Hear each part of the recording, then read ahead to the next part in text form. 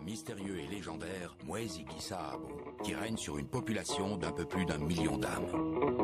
Il est ici photographié à la fin de sa vie, dans sa tenue traditionnelle en écorce de ficus battu.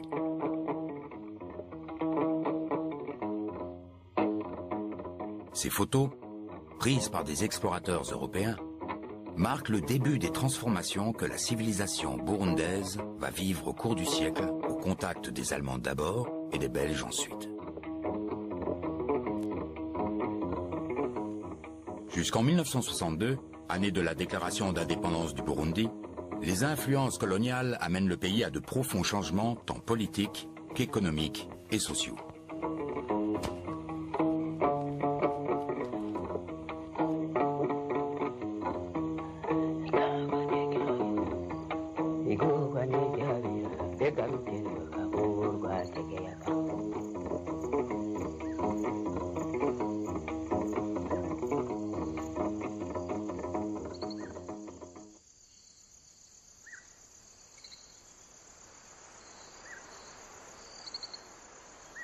Depuis le milieu du XIXe siècle, le roi Mwezi Gisahabo contrôle un immense espace domanial au centre du pays, où vivent, répartis entre plusieurs enclos, ses quelques 12 épouses, dont sa préférée, Riri Kumutima. Il vit entouré de conseillers, de devins, de prêtresses.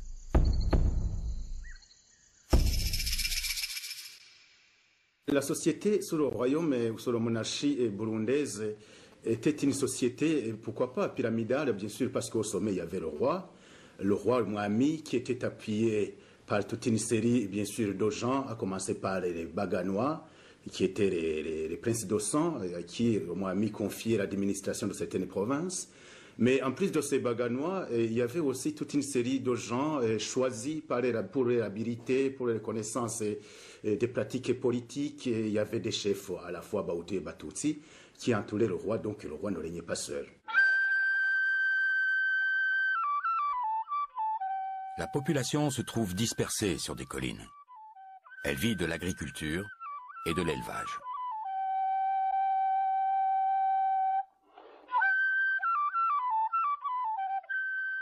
Le peuplement est très ancien au Burundi. On a des traces archéologiques, on a des estimations d'après la linguistique, et disons que ce qu'on pourrait appeler le peuplement actuel remonte au premier millénaire avant notre ère. On a par exemple de la métallurgie du fer datée environ 7e siècle avant notre ère. On est souvent à une idée selon laquelle le peuplement, la population actuelle du Burundi, que l'on classe selon des catégories qu'on appelle aujourd'hui ethnies, Batwa, Batutsi, Bahutu, sont des gens qui seraient arrivés, chacun par paquets séparés, les Batwa d'abord, de tout temps dans la forêt, puis les Bahutu qui correspondraient à ce qu'on appelle la migration bantoue, puis les Batutsi qui correspondraient à une hypothétique migration venue du nord-est, du Nil, de l'Éthiopie, etc. En fait, cette région, vous voyez, cette région des Grands Lacs, au centre de l'Afrique, est évidemment une région de rencontre, de contact. C'est sûr, il y a des populations différentes qui se sont rencontrées, mais il y a très longtemps.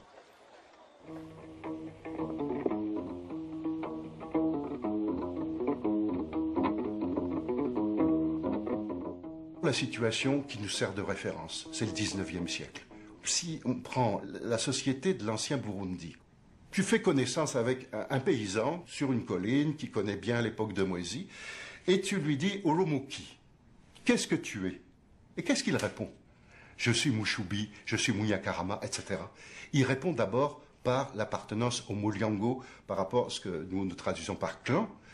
C'est-à-dire que c'est cela qui était l'aspect crucial dans l'identification. Parmi les Tutsis, il y avait des clans. Par exemple, certains clans qui donnaient leurs filles au roi, mais vous aviez surtout parmi les Bahutus des familles privilégiées qui s'occupaient du roi dans la situation rapprochée, qui assuraient sa sécurité, et surtout qui étaient les garants du régime qui était basé sur le tambour, Kagenda. Chaque famille habite un rugo, un ensemble de constructions entourées d'une épaisse enceinte de branchages. Le peuple du royaume parle la même langue, le Kirundi, et partage les mêmes croyances incluant un dieu suprême appelé Imana.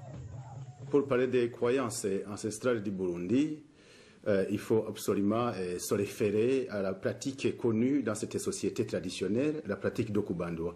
Contrairement à ce que les missionnaires qui ont débarqué ici pour la première fois pensaient, les Burundais étaient foncièrement religieux et croyants. Ils croyaient en un dieu Imana, qui est bien sûr différent du dieu amené par les missionnaires, mais cette croyance passait par cet intermédiaire du Kiranga, un intermédiaire par lequel on passait à différents moments justement pour obtenir les faveurs d'Imana. C'était par exemple à l'occasion d'une famille qui était frappée par la stérilité, et une famille qui était frappée par la maladie quelconque. Chaque fois, il y avait cette évocation d'Imana qui établissait l'équilibre et l'ordre des choses. À ces traditions ancestrales s'ajoute un mode de vie en harmonie avec l'environnement. Pour se vêtir, hommes et femmes recourent au milieu végétal et animal. C'est grâce aux habits faits d'une étoffe en écorce battue de l'arbre Umumanda qu'ils se couvrent le corps. On mange à la main dans une corbeille tissée avec du papyrus appelé mfunzo.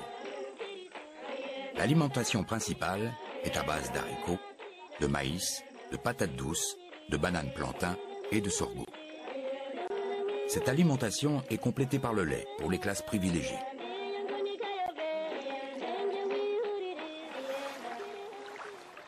Ceux qui vivent près du lac Tanganyika passent de longues nuits sur leurs pirogues et ramènent le lendemain des paniers entiers de ndagala et de mukeke, très appréciés dans la région de la plaine d'Imbo. Sur les collines, la vache est le symbole de richesse, mais aussi un animal de prestige. Elle a même valeur de référence pour l'esthétique féminine. Si une femme est belle, on peut dire en parlant d'elle « Amaso meza kainyana ». Elle a les beaux yeux d'une génisse. Les hommes, eux, se distinguent par la forme de leur lance. Ils la plantent devant l'entrée de chaque habitation pour indiquer leur présence.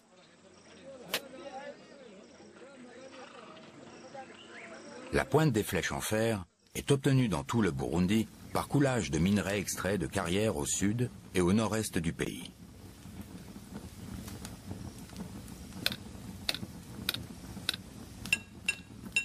C'est avec ces flèches et ces lances que le peuple burundais chasse et protège son territoire. Aucune société ne vit dans l'idylle et l'harmonie où tout le monde s'aime bien. Au Burundi aussi, il y avait des guerres. Et il y avait des guerres soit extérieures. Par exemple, on raconte comment les Burundais ont résisté soit aux Arabes venus de la plaine, du lac Tanganyika, mais il y a surtout beaucoup de guerres internes. Quand on parle des guerres internes, on pense surtout au conflit des Baganois, c'est-à-dire à ces princes issus de rois, fils, petits-fils, arrière-petits-fils de souverains, qui s'installent dans une région, qui la contrôle, qui se disputent volontiers entre eux. Il y a beaucoup de conflits internes liés à des enjeux fonciers, de troupeaux, etc., de contrôle du pouvoir qui permet d'avoir la main sur tout cela. Mais il n'y a pas de ligne de fracture très claire. Ça évolue selon la conjoncture.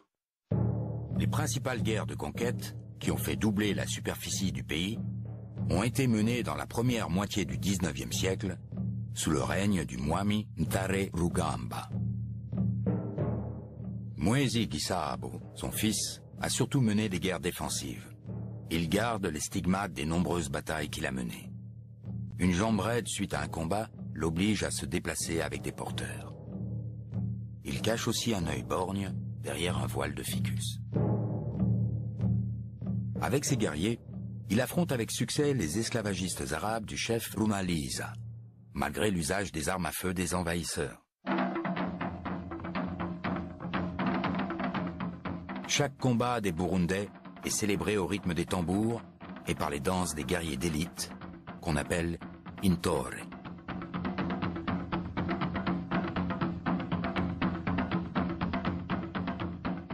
Les tambours résonnent à chaque événement important du royaume.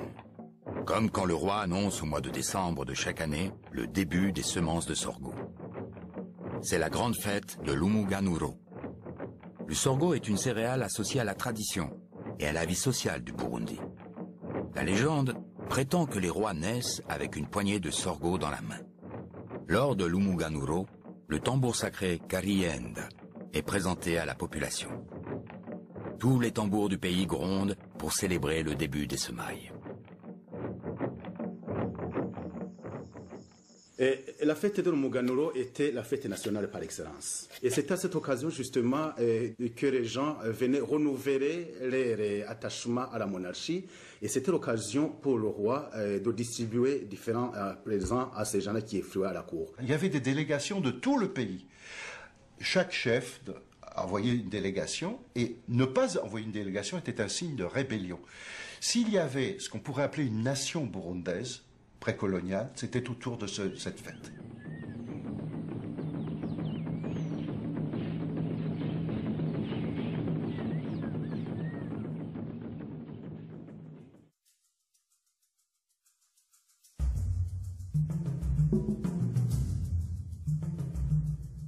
Jusqu'au XIXe siècle, le Burundi est pour les Européens une terra incognita. En 1866, David Livingstone, un médecin explorateur écossais, atteint le lac Tanganyika. Il espère trouver dans la région les sources du Nil. Au cours de son expédition, il tombe malade et ses porteurs l'abandonnent. Il perd contact avec le monde extérieur. Un journaliste américain, Henry Morton Stanley, est mandaté par son journal, le New York Herald, pour le retrouver. Après de longues recherches, il arrive en 1871 à Ujiji, un comptoir swahili situé sur le lac Tanganyika, près de l'actuel Kigoma en Tanzanie. Et il retrouve l'explorateur. Dr. Livingstone, I presume, lequel répond « You have brought me new life ». Leur premier échange reste célèbre. Une pierre est érigée dans la région de Kabezi, à 15 km de Bujumbura, en souvenir de leur campement sur le littoral burundais.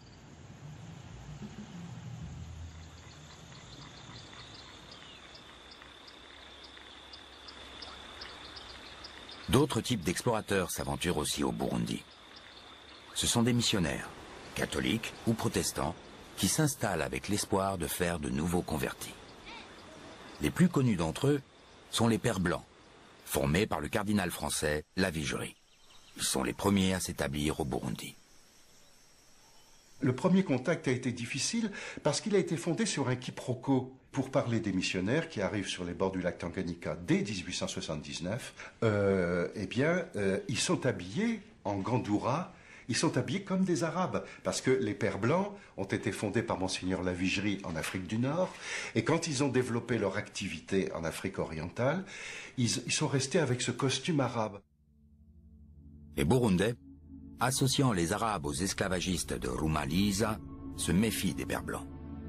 Ces débuts difficiles ont parfois des conséquences dramatiques, comme en 1879 à Rumongue, où 3 Pères Blancs sont tués au cours d'un règlement de compte entre 2 chefs rivaux.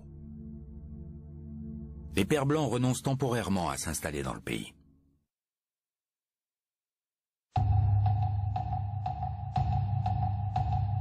À la fin du XIXe siècle, l'Afrique est essentiellement entre les mains des puissances anglaises et françaises.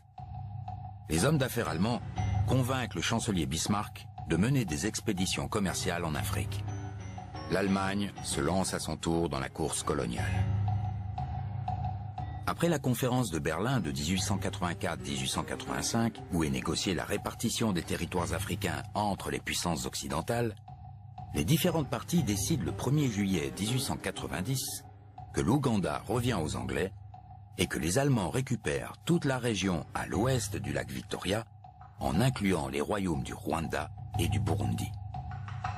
Les Allemands investissent leur territoire en créant une garnison à Usumbura en 1897. Ils commencent alors à multiplier les expéditions militaires à l'intérieur du pays pour mater les rébellions et soumettre le Mwami à leur autorité. Mais il y en a notamment une qui a fait un effet terrible. Là, c'était le capitaine Heinrich Bethe en 1899. Et ça se solde notamment par un combat très sévère autour de la colline de Ndago, à Muramvya. Les Burundais avaient l'habitude de combattre des étrangers, les Arabes. Ils étaient fiers, ils avaient repoussé les guerriers de Rumaliza, qui pourtant avaient des fusils. Mais les fusils de guerriers de Rumaliza, c'était des fusils à piston Après, il y avait des rafales, on reposait le fusil, on chargeait la poudre, etc. Et entre chaque rafale, il pouvait y avoir des archers ou des gens qui jetaient des lances. Et donc, les guerriers de Roumaliza, eh bien, ils ont échoué. Mais les Allemands avaient des fusils à répétition, chargés par la culasse, et surtout, ils avaient une mitrailleuse. Ça tirait à répétition, et à tel point que le bruit qui les effrayait, tic tic tic tic tic, a donné le surnom d'un officier allemand, Stefan Gravert, et était surnommé Digi Digi. Et il y a eu beaucoup de morts. Les gens ont été terrorisés. Mais la réaction de Moisy a été la fuite. Il ne s'est pas présenté pour autant. Un capitaine de l'armée allemande, von Behring, nommé au district d'Usumbura, décide pour achever la résistance du roi de s'allier à deux dissidents de Moisy, Machoncho et Kirima. L'un, c'est un gendre de Moisy qui contacte les Allemands dans Limbo. Et donc on s'allie à ce traître par rapport à la monarchie burundaise et à un autre, un certain Kilima. Alors Kilima, il se présente comme un descendant de Ntare Rugamba. Et d'ailleurs, les Allemands, dans leurs archives, ils l'appellent le petit Moisy. Bon, donc, ils décident de s'allier à cet anti-roi, en disant, bon, puisque Moisy Gisabo ne veut pas nous voir, celui-là veut bien, on va le remplacer. Donc, il y a une attaque en règle, avec cette fois-ci des Burundais alliés. Moisy doit s'enfuir. Il est menacé d'être tué à Fota et il s'enfuit dans un domaine de ritualistes et il se cache là. Mais c'est pas possible. La région est occupée militairement. Le pays menace d'être démembré. Les conseillers de Moisy sont informés. Hein. Ils savent très bien le jeu de Kilima, le jeu de Machoncho. Et ils conseillent, les grands conseillers, où il y a des Hutus et des Tutsis, entre parenthèses, de Moisy, lui disent il faut aller négocier. Le roi Moisy se résigne à signer avec les militaires allemands le traité de Kigaanda le 6 juin 1903. Ce traité reconnaît théoriquement le pouvoir du Mwami, mais ce dernier est assujetti aux Allemands. Il doit consentir à diverses concessions. 424 têtes de bétail lui sont demandées, ainsi que de la main-d'œuvre gratuite pour des constructions coloniales.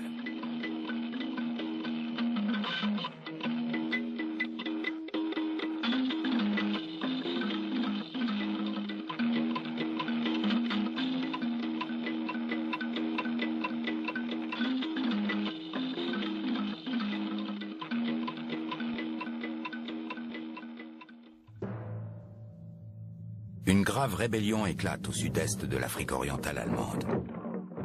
L'armée parvient difficilement à la mater. Pour éviter de nouveaux affrontements, les Allemands optent pour une politique coloniale plus respectueuse envers les autorités traditionnelles. Au Burundi, le pouvoir du Mwami est rétabli. Le pays devient en 1907 une résidence ou protectorat allemand. Les dissidents Machoncho et Kirima, n'étant plus utiles, sont évincés. À cette époque, les Pères Blancs font une nouvelle tentative pour s'implanter au Burundi.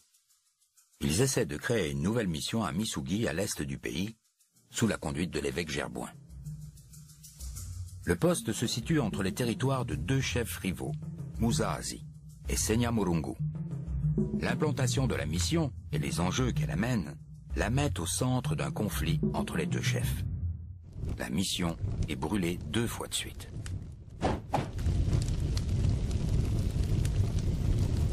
Ce qui arrive, c'est que là, les Allemands se considèrent dans leur domaine. Et donc, ils envoient une expédition punitive dirigée par von Gravert. Et alors là, il n'y va pas de main morte. Il y a 200 morts. Il y a ensuite le chef Muzazi qui reçoit un ultimatum. Il doit fournir 800 arbres pour la construction de la mission. Et, je ne sais plus, 40 têtes de bétail, etc. Bon, donc, le choc a été rude. Et les missionnaires eux-mêmes le disent sans embâche. Et bien maintenant, ils comprendront qu'on ne peut plus brûler les maisons des Blancs comme ça, sans riposte. Donc, là, on a un contexte, il ne faut pas le cacher, c'est un contexte de peur. La mission est reconstruite quelques kilomètres plus loin, sur le site actuel de Muyaga. Et d'autres missions catholiques sont construites au fur et à mesure, comme à Mugera en 1899, Buhonga en 1902 et Kaninya en 1904. L'islam venu avec les esclavagistes reste influent sur les bords du lac Tanganyika. Les Swahili s'y installent définitivement, même après la fuite du chef arabe Rumali Isa en 1894. Les protestants allemands s'implantent plus tardivement, à partir de 1911, au nord-ouest et au centre, malgré l'emprise croissante du catholicisme. Les missions ont travaillé avec les jeunes qui d'abord sont obligés de venir pour des corvées. Mais on en profite, on leur distribue des perles, on commence un petit peu d'instruction, de catéchisme, on crée de la curiosité, de l'intérêt. La mission devient comme une nouvelle cour. On va goussaba chez ces gens. Donc il y a des tas de gens qui développent leur carrière, si on peut dire, qui découvrent un autre monde. Ils vont aller à l'école, ils vont apprendre à lire après, ils vont apprendre des métiers, ils vont devenir maçons. Et il y a un nouvel horizon. Et vraiment, les missions vont commencer à intéresser des gens. Et on voit des centaines de gens qui se convertissent, etc. Au début, j'ai insisté sur le rôle de la terreur, mais il ne faut pas en rester là. Et d'ailleurs, quand on demande à des vieilles personnes des souvenirs de leur conversion, ils décrivent ça sur un mode social.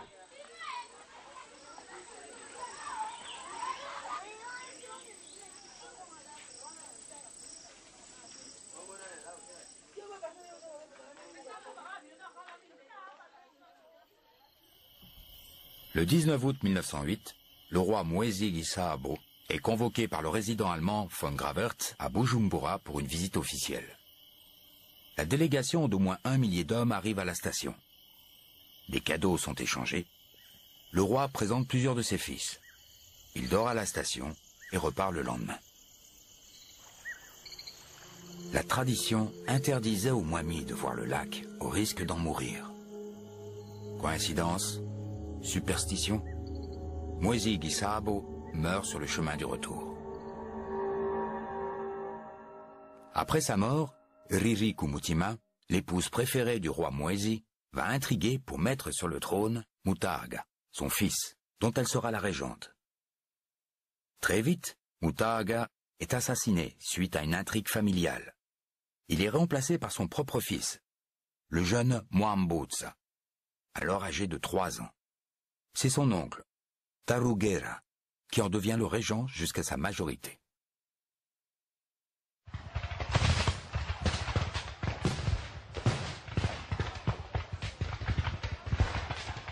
En 1916, la Première Guerre mondiale a éclaté depuis 2 ans.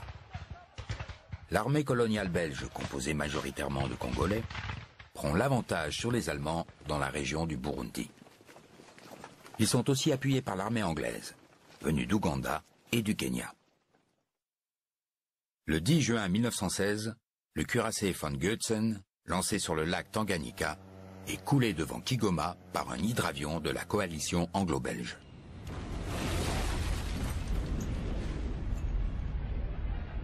En septembre 1916, l'armée coloniale belge victorieuse, commandée par le général Tombeur, arrive jusqu'à Tabora, en Tanzanie.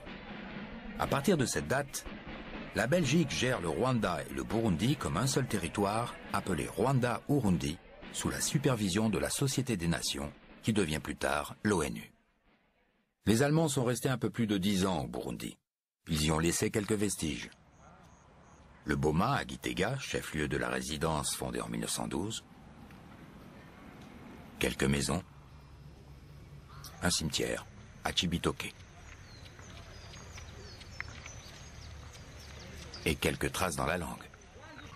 L'argent, Amahela, ça vient de Heller, c'est-à-dire la petite monnaie. Et le Heller, c'est ça qu'on voyait circuler au Burundi, petite pièce de cuivre là, et ça donne Amahela. Les Allemands ont aussi introduit le café dans le pays. Mais ils ont surtout laissé en substance leur vision coloniale du Burundi, dont les Belges s'inspirent. Il se trouve qu'un des premiers Belges qui a eu des responsabilités importantes au Burundi, Pierre Ryckmans, connaissait l'allemand. Il a pu lire une série de rapports. Et donc l'idée de Ryckmans, il faut respecter la monarchie du Burundi. Il faut établir un régime d'administration indirecte. Je pense qu'elle a été fondée sur l'expérience allemande, y compris l'expérience mal réussie. Pierre Ryckmans est le premier résident du territoire Rwanda-Urundi. C'est lui qui est à la tête de l'administration belge dans la région. Il met en place un système d'administration indirecte qui consiste à maintenir les pouvoirs locaux en place. Si ce choix de gestion se révèle respectueux des valeurs traditionnelles, Ils permettent aussi une infiltration du pouvoir colonial dans les piliers mêmes de la société burundaise. À l'arrivée des Belges, le Mwami Mwambutsa est encore un enfant.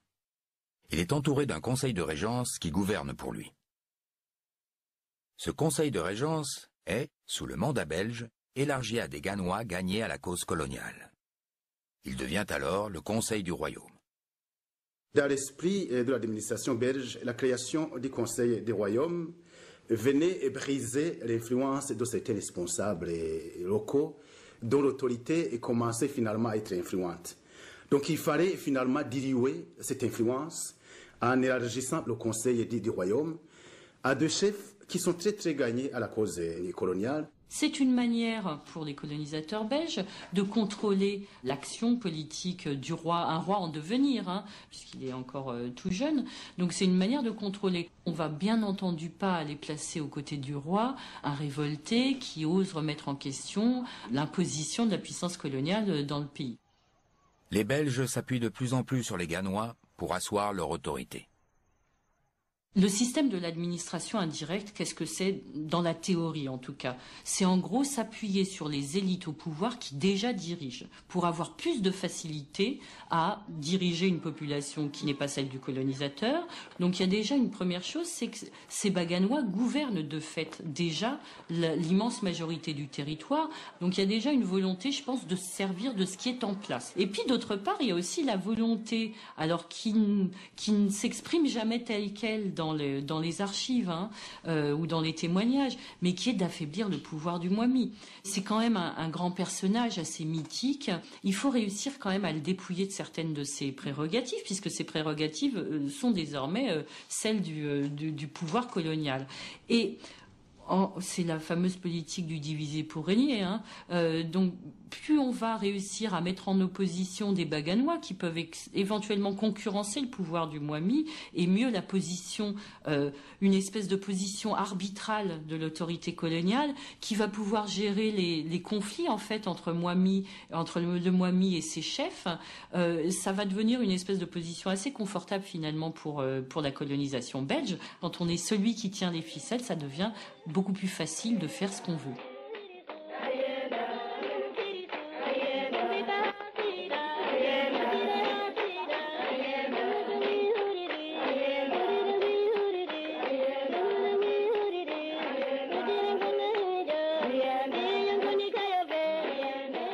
En 1932, le pays est divisé en 7 territoires. Ces territoires sont subdivisés en chefferies et en sous-chefferies dirigées par des Burundais sous l'autorité du Mwami. Mais c'est l'administration coloniale qui a le dernier mot. C'est-à-dire qu'officiellement, le Mwami continue à être le pouvoir suprême au-dessus des chefs. En réalité, ils sont surtout sous la coupe des administrateurs de territoire belges qui surveillent, contrôlent, donnent des appréciations chaque année sur la valeur des chefs qu'on classe en fonction de leurs résultats et surtout en réalité en fonction de leur collaboration ou pas avec les politiques coloniales.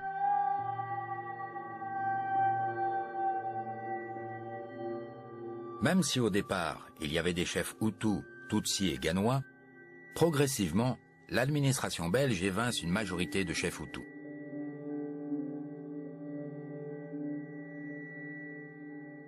Alors qu'en 1929, ils représentaient encore 20% des chefferies, ils ne sont plus que 7% en 1933 et 0% en 1945. Dans une moindre mesure, les Belges marginalisent une des familles dynastiques les plus importantes de Baganois, les Bézi, descendants de Mwezi Gisaabu, au profit de chefs de la lignée des Bataré. La pyramide des chefs et des sous-chefs est ainsi simplifiée. Cette simplification permet à l'administration belge d'avoir plus d'influence sur ceux qu'elle décide de laisser en place et facilite ainsi l'exercice du pouvoir colonial. Dans cette même logique, les Ganois sont associés aux Tutsis.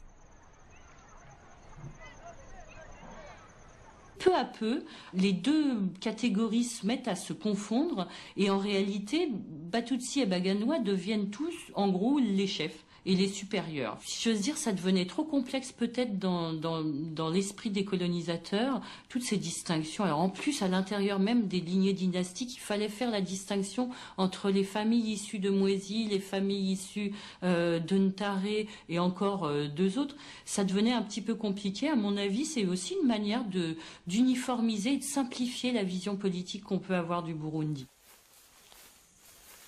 La colonisation arrivait et voit dans la société burundaise une société antagoniste. Une société antagoniste dans le sens où il y a plusieurs catégories de population, bien sûr. On parle d'amoko, la race, on a parlé de tribus, on a parlé d'ethnie. Et chaque fois, bien sûr, avec une connotation idéologique. C'est-à-dire quoi? C'est-à-dire dans le sens de ramener la société burundaise à sa plus simple expression. Ça veut dire une société est capable donc d'émerger ou d'évoluer dans une logique de colonisation. Il fallait plutôt morceler cette société autour des ethnies, autour des tribus. Et la notion la plus retenue par la colonisation, c'est la notion d'ethnie.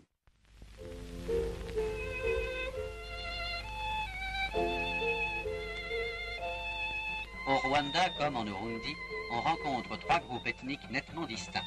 Les Batutsi, la race dominante, sont venus du nord, menant leurs troupeaux à la recherche de pâturage.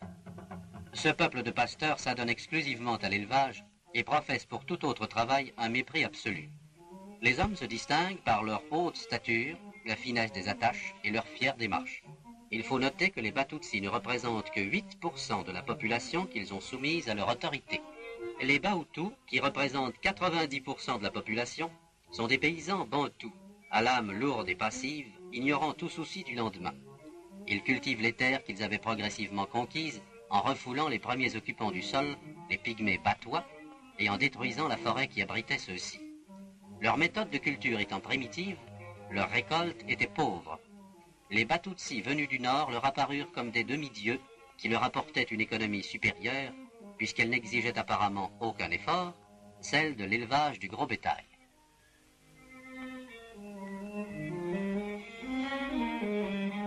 Quant aux Batois pygmoïdes, ils vivaient dans la forêt en petits groupes familiaux, pratiquant la chasse et cueillant les fruits sauvages. Aujourd'hui, la plupart d'entre eux ont renoncé à cette vie primitive et sont mélangés à la population du Rwanda-Urundi. Ils excellent dans les métiers de forgeron et de potier. Le commentaire de ce film, produit par l'administration belge, témoigne de la catégorisation de la population burundaise dans les années 50.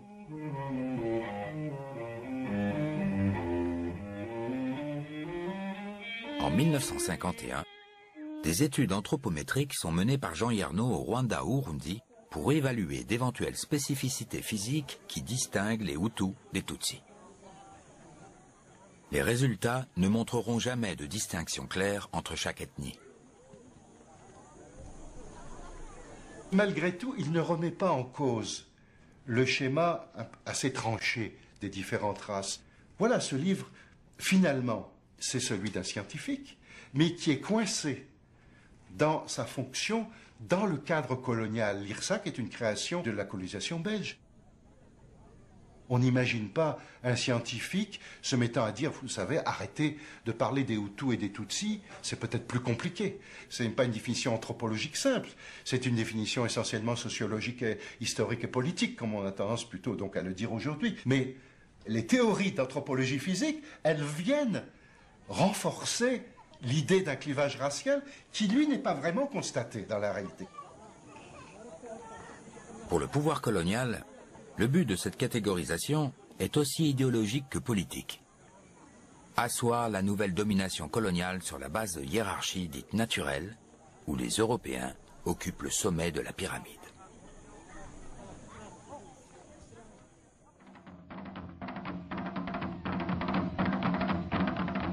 De son côté, l'Église catholique ne ménage pas les anciens usages, les superstitions et les mœurs dites barbares.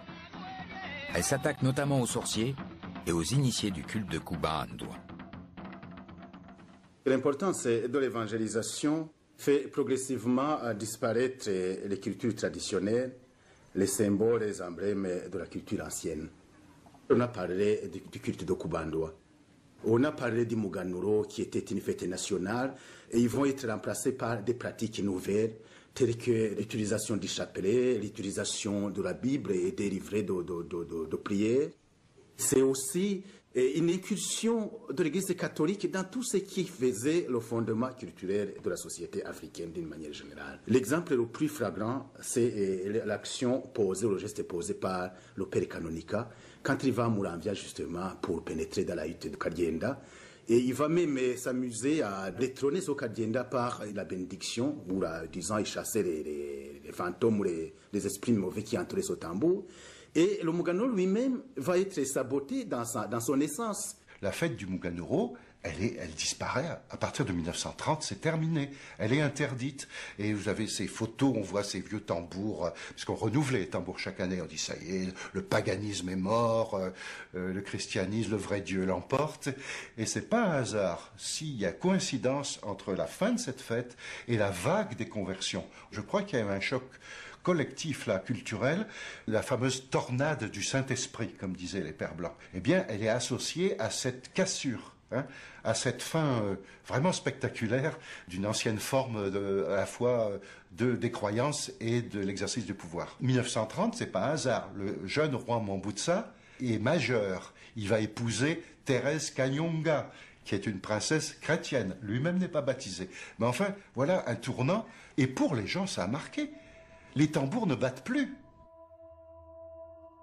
Il faudra attendre près de 30 ans pour que les Burundais restaurent la fête de l'Umuganuro, qui sera maintenue jusqu'à la chute de la monarchie en 1966. Parmi tous ces bouleversements pas toujours faciles à vivre pour la population, les missions catholiques et surtout l'administration belge vont aussi lutter contre des fléaux bien réels au Burundi, tels que les famines récurrentes.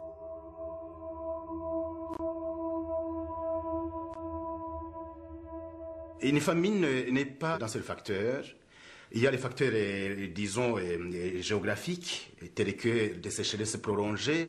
Il y a des causes politiques. Dans le Burundi ancien, on savait par exemple quand il s'agissait du décès du roi, le Mwami, il y avait un deuil prolongé qui pouvait plonger le pays dans une crise alimentaire grave. Et c'est à partir de ce constat que la Belgique officielle met en place toute une série de mesures tendant à accroître la production agricole alimentaire. C'est ainsi que, par exemple, en 1929, plusieurs stations expérimentales, stations agricoles vont être créées à Karuzi, à Gisozi. Et c'est autour de ces stations que vont se développer de nouvelles cultures. Par exemple, la pomme de terre, qui est d'ailleurs une culture introduite, il faut le dire, par les Allemands. Mais c'est la Belgique qui va convaincre la population, c'est le mot qu'il faut utiliser, parce qu'il y avait des réticences envers une culture qui était supposée chasser la vache. Nous sommes dans les croyances populaires, on ne va pas s'y attarder.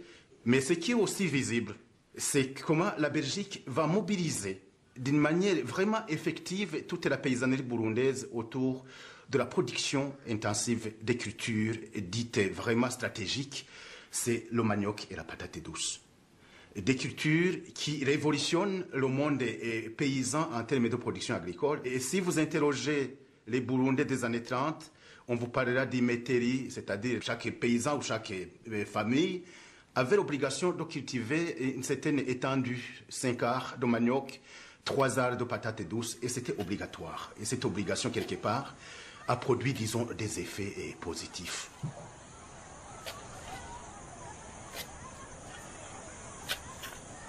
En même temps que la Belgique officielle constatait une faible production agricole, le même constat était dressé en ce qui concernait l'élevage.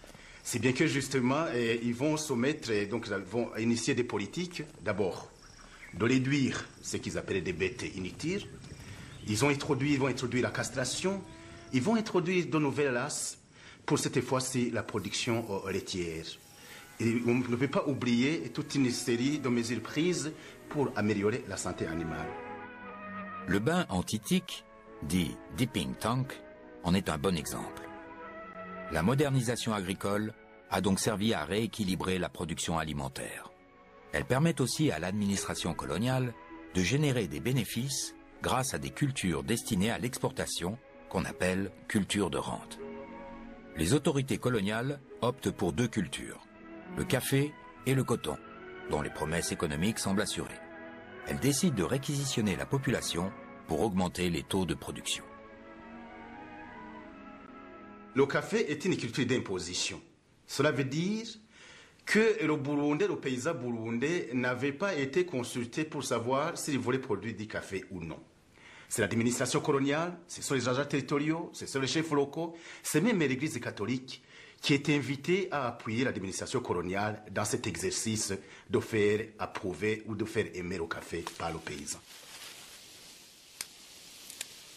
Ces cultures de rente obligatoires vont permettre cependant au Burundi d'entrer dans un système capitaliste. La population burundaise a cessé de produire ce qu'elle mange et a appris à produire ce qui peut être exporté. Et ça pouvait être perçu comme une victoire de la Belgique, mais aussi des paysans qui, en plus du ventre, pouvaient accéder aux biens de la modernité, tels que les habits, tels que les maisons construites en dur, etc.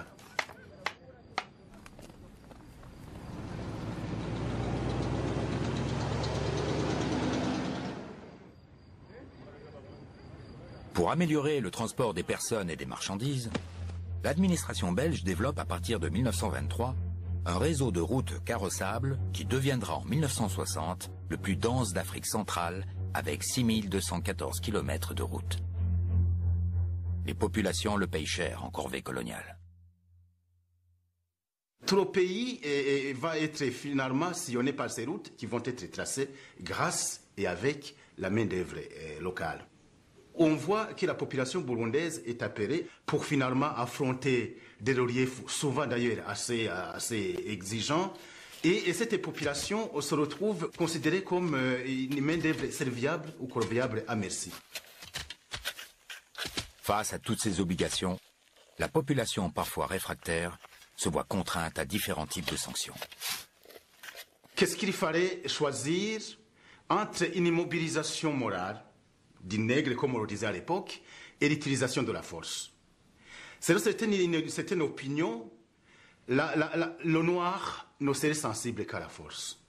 Donc, autrement dit, la Belgique va introduire la chicotte.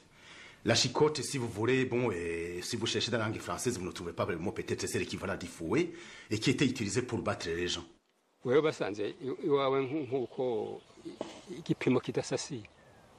baragwa santimetero ugomba gusasira kugwe bagasanga ntigisasiye baca bagufata bakakubita bakubitisha ikiboko ari afise ikintu babaze kumvubu bakakirekire gutya kimeze nk'inkoni bakakubita 8 aha bibine aha bindi bine.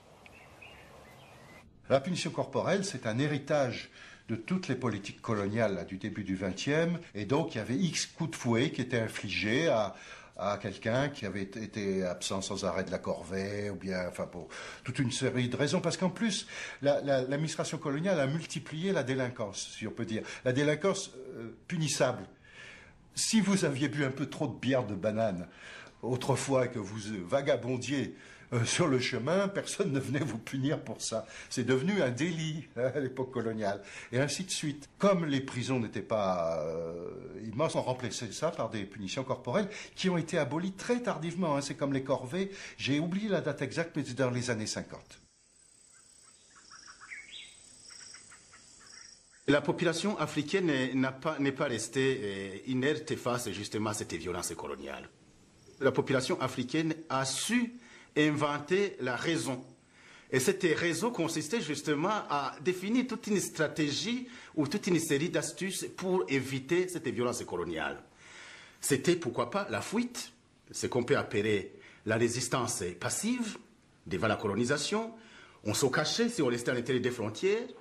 Et si on était courageux, on franchissait les frontières. Ceux qui restent trouvent d'autres moyens de résister à la pression coloniale.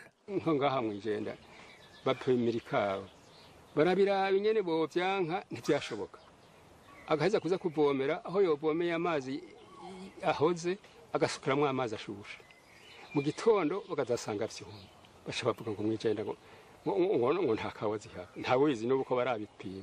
On voit aussi, comme réaction, on peut évoquer cette révolte d'Inamujandi de 1934 qui éclate à Andorra. Il y a eu des écrits là-dessus.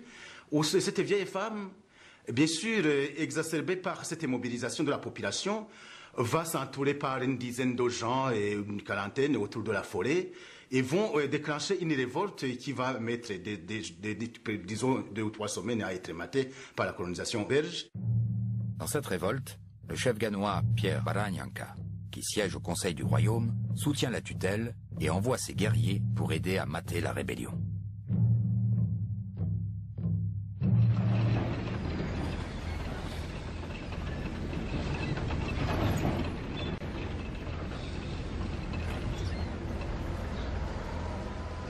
Ces différentes formes de résistance n'empêchent pas l'administration belge de poursuivre la mise en place d'infrastructures d'envergure, comme le port d'Usumbura construit en 1937. Et en 1959 est inauguré l'aéroport d'Usumbura. Des infrastructures hospitalières sont également construites.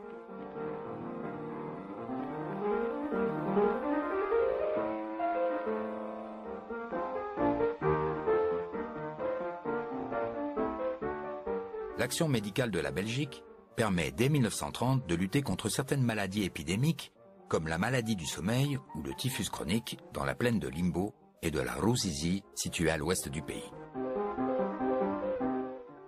Grâce à cette lutte contre les maladies, la Belgique améliore la santé de la population, permettant une nette croissance démographique dans le pays.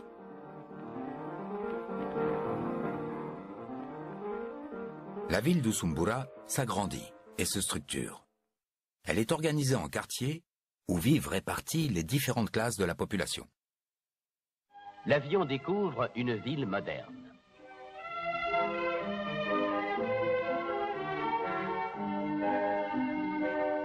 C'est Usumbura, le chef-lieu du Rwanda-Burundi. Capitale administrative, cité commerciale et industrielle, important port lacustre, voilà 70 ans à peine, son site désert servait de repère occasionnel à une poignée de forbans arabes trafiquant d'esclaves.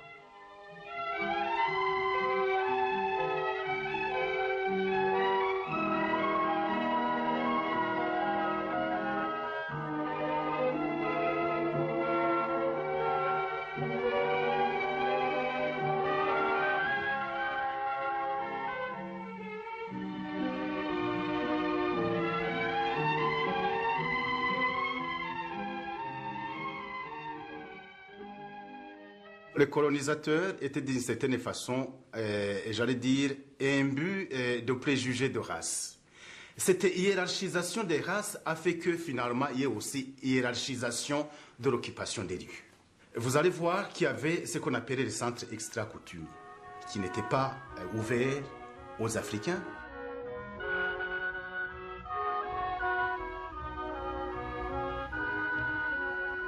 Il y avait bien sûr des quartiers entiers tels que Bouiza actuellement et tels que Bouyenzi, qui étaient des quartiers typiquement africains, noirs, où les Blancs, disons, ne pouvaient pas mettre les pieds parce que c'était quelque part noir. Noir, qui veut dire noir, c'est dac, c'est sale, c'est peu civilisé.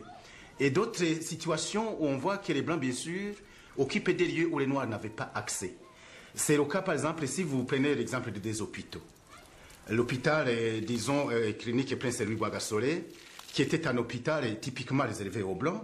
Et à côté, il y avait l'hôpital Prince Régent Charles, cette fois-ci, conçu pour accueillir les Africains.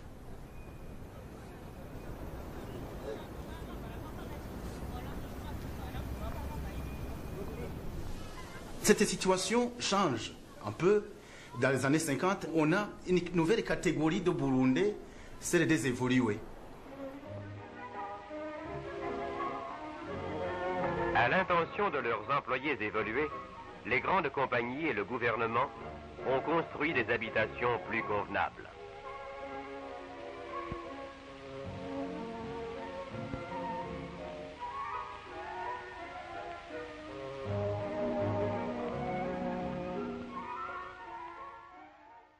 Ce sont des gens qui, de par les connaissances et l'ivresse que les connaissances scientifiques, peuvent accéder aux avantages dévolus aux Européens. C'est aussi donc des gens sur lesquels vous pouvez compter pour remorquer l'ensemble des Africains vers la modernité. Donc ces évolués, ils vont être considérés comme des Africains intermédiaires, pouvant par exemple, moyennant quelques conditions, être admis dans les bistrots blancs, parce qu'ils pouvaient parler français, ils pouvaient discuter, j'allais dire, de l'avenir du monde, je caricature, et ils pouvaient aussi se présenter comme des intermédiaires crédibles entre la population et cette catégorie d'Européens, et pourquoi pas pour les Européens, disons, objectifs, pourquoi pas bientôt les futurs gestionnaires du pays. Cette nouvelle élite bénéficie d'une nouvelle structure scolaire mise en place par le pouvoir belge dès les années 20. Les structures de l'enseignement sont calquées sur le modèle européen. Dans les années 20, l'enseignement primaire comprend deux catégories. Un enseignement dit officiel réservé aux enfants de notables et un enseignement de mission ouvert à tous les jeunes Africains. L'enseignement secondaire commence avec la création des écoles professionnelles pour former les Burundais à des besoins immédiats de l'administration coloniale. Menuiserie, maçonnerie.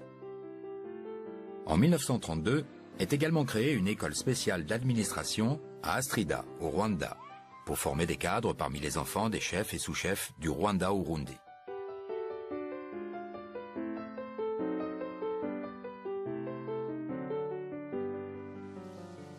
En 1955 est ouvert à Usumbura le Collège interracial du Saint-Esprit. Le premier collège qui mélange les blancs et les noirs de la région congo-belge. De cet établissement sont sélectionnés les premiers Burundais qui vont recevoir une formation d'officier à l'école royale des cadets en Belgique.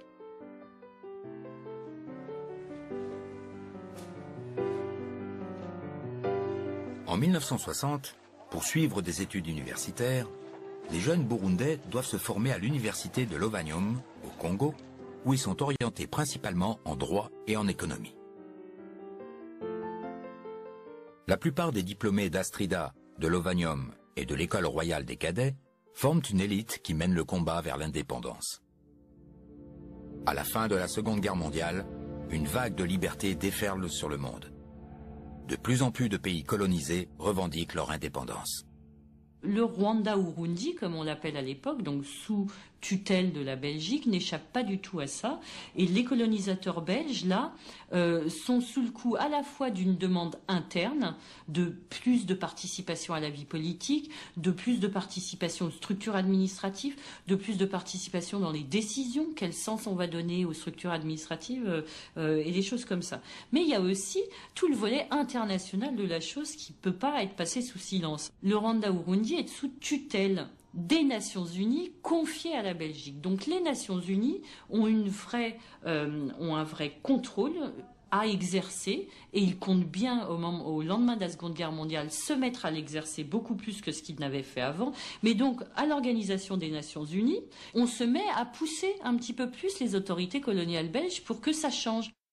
Entre 1950 et 1960, plusieurs missions de l'administration coloniale belge et de l'ONU sont organisées en vue de préparer les populations à décider de leur avenir. C'est maintenant les Burundais qui votent pour élire leurs chefs et leurs sous-chefs. Ces derniers prennent le nom de bourgmestres et conseillers communaux.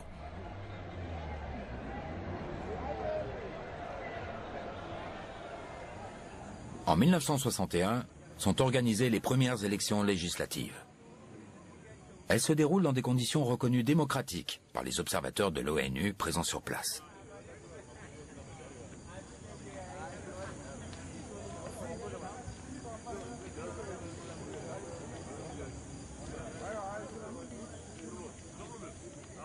Trois grands partis politiques se font face. L'UPRONA, avec à sa tête le prince Louis Rwagasore, fils du Mwami Mwambutsa IV. Le PDC, mené par Charles Birori, fils de Pierre Baranyanga. Et enfin le PP, un parti pro-Hutu, prônant la fin de la féodalité et l'accession au pouvoir de la masse Hutu. Le PDC et son cartel du Front commun réclament une indépendance préparée. C'est qu'ils considèrent que les élites ne sont pas prêtes et que donc il faut repousser l'indépendance jusqu'à temps qu'il y ait une masse critique d'élites capables de gouverner et de gérer le pays. Alors que l'UPRONA et les partis proches de l'UPRONA réclament l'indépendance immédiate. Souvent, on dit que les partis du Front commun sont proches de la tutelle et les partis proches de l'UPRONA opposés à la colonisation. Pour cette partie-là, c'est effectif. Vraiment, l'UPRONA et tous les partis proches sont des partis dits nationalistes, veulent l'indépendance le plus rapidement possible. La tutelle belge, avec à sa tête le gouverneur Jean-Paul Arroy, soutient le parti du PDC du clan Baranyanka et affirme ainsi son désaccord avec le projet politique de l'UPRONA.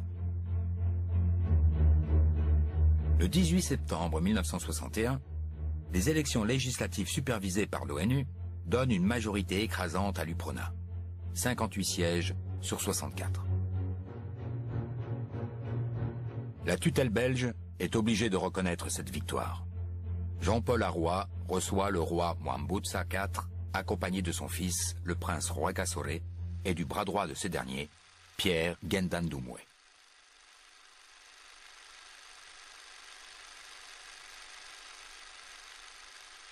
Le Burundi devient une monarchie constitutionnelle. Le prince est appelé à former le premier gouvernement. Rwagasore a pour mission de conduire le pays à l'indépendance. Il déclare « Nous sommes devenus des enfants libres et adultes, mais nous suivrons la tradition de notre peuple, qui veut que les enfants restent respectueux et témoignent de l'affection.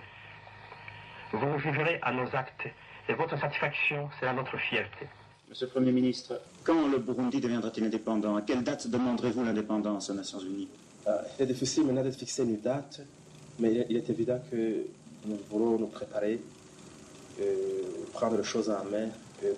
Là, sans exagérer, je vois 5, même à 7 mois, même à 8 mois. Nous ne sommes pas tellement pressés, tout en étant pressés, mais nous voulons quand même que les choses soient bonnes, soient bien faites. Oui.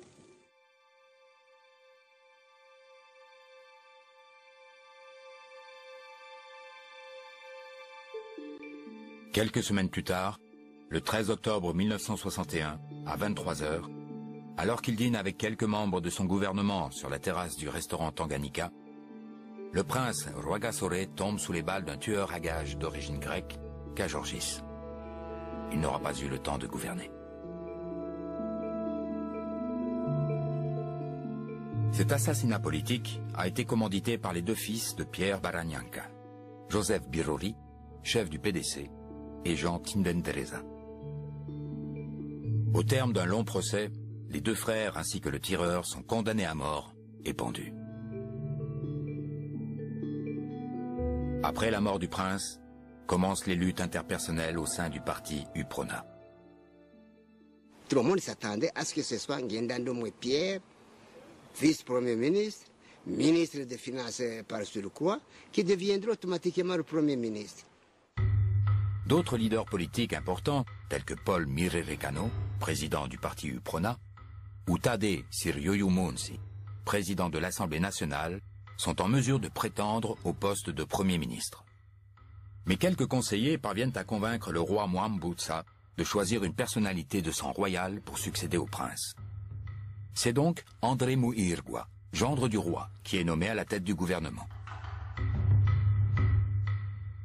Malgré les nombreuses manipulations politiques, le roi Mwambutsa déclare l'indépendance du pays le 1er juillet 1962.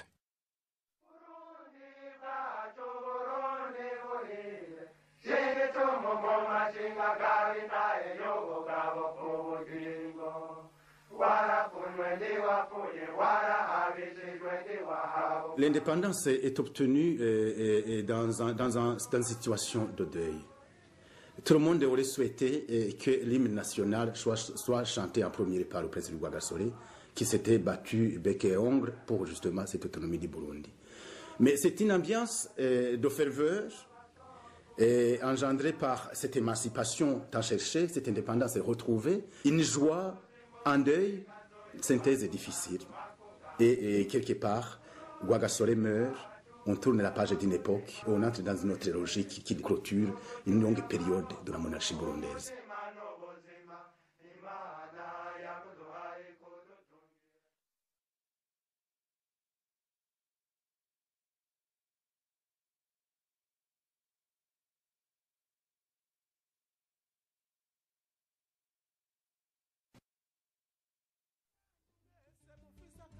kagororotse nimukanyitse ndirimbe mayagitse uburundi ndirimbira kijya sogokuru igihugu canje warapfunywapfunywe ntiwapfa warahabishijwe burundi ntiwahababuka ndanguye akajwi kanje nkuririmba ngira nti